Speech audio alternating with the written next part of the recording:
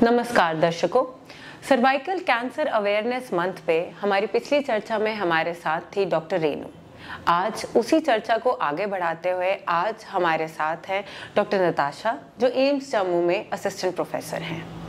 Ma'am, हमने doctor Renu से जाना कि स्क्रीनिंग की जाती है इस डिजीज़ के लिए और बड़े सारे टेस्ट किए जाते हैं, लेकिन बार बार स्क्रीनिंग पे फोकस हुआ है। तो मैम, ये स्क्रीनिंग क्या है? स्क्रीनिंग का मतलब क्या है? Thank you doctor Sanjoli. मैं आप सबको बताना चाहूँगी कि सर्वाइकल कैंसर स्क्रीनिंग का क्या मतलब होता है। इसका यह मतलब है कि सर्विक्स, जो कि बच्चेदानी का मुंह होता है, उस पर कुछ एबनॉर्मल सेल्स डेवलप करते हैं या टिश्यू डेवलप करता है जो कि एबनॉर्मल होता है।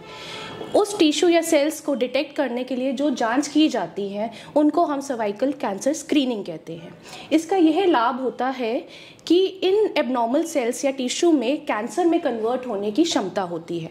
अगर हम इनको टाइम से राइट टाइम पे डिटेक्ट कर लें तो इनका ट्रीटमेंट बिल्कुल अवेलेबल है। तो हर औरत को या महिलाओं को मैं ये सजेस्ट करूंगी कि सर्वाइकल कैंसर स्क्रीनिंग करवानी चाहिए। मैम, इसके लाभ क्या है, लाइक इसके बेनिफिट्स क्या होंगे? इसका मेन बेनिफिट ये है कि अगर हम टाइम पे स्क्रीनिंग जांच करवाते रहें, हम सब महिलाएं, तो जो भी प्री कैंसर, जो कि अभी कैंसर में कन्वर्ट नहीं हुए हैं, प्री कैंसर लीजन्स को हम डिटेक्ट करके राइट टाइम पे उनका ट्रीटमेंट करके उनको कैंसर में कन्वर्ट होने से रोक सकते हैं। मैम, जैसे आपने बोला थोड़ी थोड़ी देर के बाद हमें स्क्रीनिंग करानी है, तो किस एज में और कितने पीरियड के डिफरेंस में हमें ये स्क्रीनिंग करानी चाहिए?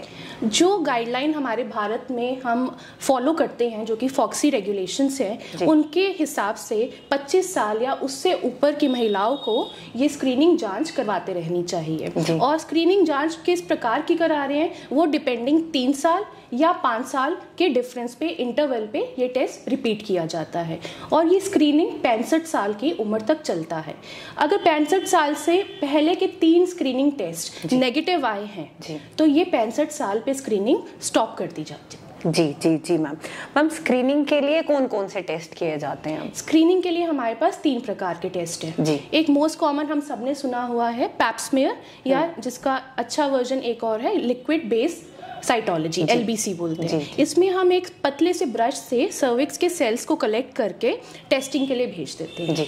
अगर ये टेस्ट हम स्क्रीनिंग के लिए यूज कर रहे हैं तो ये हर 3 साल किया जाता है। दूसरा टेस्ट है ह्यूमन पैपिलोमा वायरस, जो कि सर्वाइकल कैंसर का मेन पॉजिटिव ऑर्गेनिज्म है। इसको डिटेक्ट करने के लिए HPV DNA टेस्टिंग की जाती है। अगर ये टेस्ट करा रहे हैं अकेले या फिर पैप स्मीयर के साथ तो ये 5 साल के बाद रिपीट किया जाता है।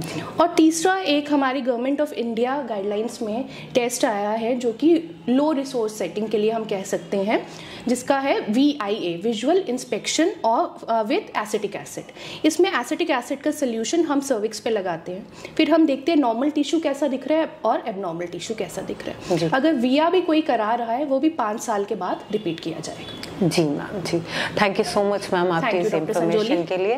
मैम, लास्ट में मैं आपसे ये जानना चाहूँगी कि 2 लाइंस या कुछ एक ब्रीफ में आप हमारे जो फीमेल हैं उनको दें कि वो इस टेस्ट से डरे ना और आगे आके कैसे टेस्टिंग कराएं और किन सिम्टम्स के बाद तो वो इमीडिएटली जाके ये स्क्रीनिंग करवाएं।